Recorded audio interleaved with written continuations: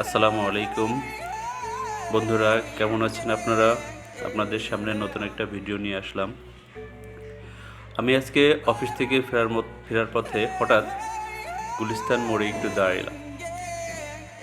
দাঁড়িয়ে ভাবলাম আপনাদেরকে গুলিস্তান সম্পর্কে একটু দেখাই বা বলি। আসলে আজব শহর ঢাকা, গুলিস্তান না আসলে আপনি বুঝবেন না। গুলিস্তানে আসলেই আপনি বুঝবেন যে আসলে আজব শহর ঢাকাতে আসছে। আপনারা হয়তো জানেন বা আমিও জানি বাংলাদেশের রাজধানী ঢাকা, কিন্তু ঢাকার রাজধানী গুলিস্তান। একটা কথা আছে, গুলিস্তান এমন কিছু নাই যে পাওয়া যায় না। গুলিস্তান হচ্ছে সব কিছুই পাওয়া যায়, আর এই জন্যই গুলিস্তান দিন রাত 24 ঘন্টা মানুষের সমাগম থাকে। একটা গান আছে, লাল নীল বাতি দেখা পরাণ জুড়াইছে, ঢাকা শহর আইসায় আমার আশা ফুরাইছে। আসলে ঢাকা শহরে লাল নীল বাতি দেখে মানুষের মনটা জুড়িয়ে যায়। দেখুন গুলিস্তানের মানুষ কিভাবে রাত জেগে থাকে, বা মানুষ কিভাবে ছুটাছুটি করছে কেউ বাড়িতে যাওয়ার জন্য, আবার দেখেন কেউ মোড়ের উপরে, রাস্তার উপরে সাইডে ঘুমিয়ে আছে। অনেকেই লাখ লাখ টাকার খাটে ঘুমাতে পারে না, আর দেখেন ফুটপাতে যে আই লাইন, সেটার উপরে মানুষ কিভাবে ঘুমিয়ে আছে। ঘুম আল্লাহ তাআলার অশেষ নিয়ামত। এটা হচ্ছিল গুলিস্তানের একদম মিডিল পয়েন্ট।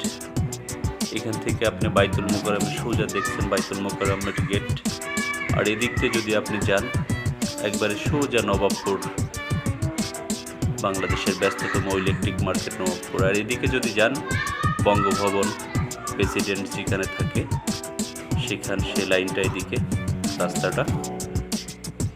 আর এই মোড়ের উপরেই দেখেন শুয়ে আছে কিভাবে মানুষ।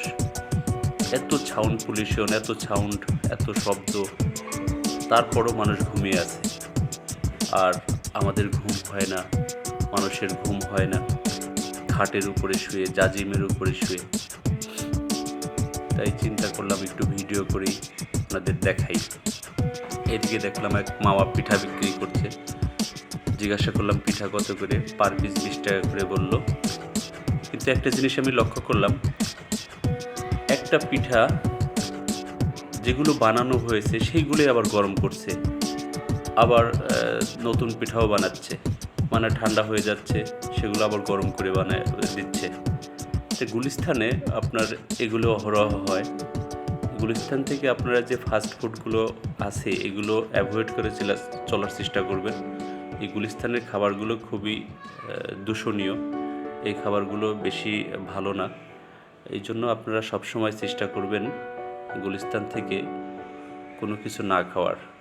এই যে ছেলেটার হাতে একটা হচ্ছিল পলি, সেই পলির ভিতরে আঠা জাতীয় একটা দ্রব্য নিয়ে সে খাচ্ছে। এটাই হলো লাইফ ওদের, পথ শিশু যাকে বলে। যাই হোক, এগুলো খুবই করণীয়। আশা করব এগুলো যেন আস্তে আস্তে বিলুপ্ত হয়ে যায় বা ভালো হয়ে যায় ওরা। এটা হচ্ছিল আপনার মাজার রোড, যেটা মাজারের দিকে যাইতে গুলিস্তান গোলাপ শাহ মাজার সোজা। এই মাজার রোডে সব সময় ব্যস্ত মানুষ। এই মাজার রোডে সব ধরনের পণ্য বিক্রি হয়। আর এটা সোজা নবাবপুর থেকে যে রাস্তাটা, সেই রাস্তাটা, এখানে বিভিন্ন ধরনের মানুষের সমাগম। কেউ পকেটমার, কেউ ছিনতাইকারী ঘুরছে, কেউ পকেটমার ঘুরছে, বিভিন্ন ধরনের লোকজন চলাফেরা করছে। এই জন্য আপনারা যারা গুলিস্তানে আসবেন সবাই সাবধানে থাকবেন, সবাই সাবধানে চলাফেরা করবেন। তবে গুলিস্তানে না আসলে আপনার অভিজ্ঞতা হবে না।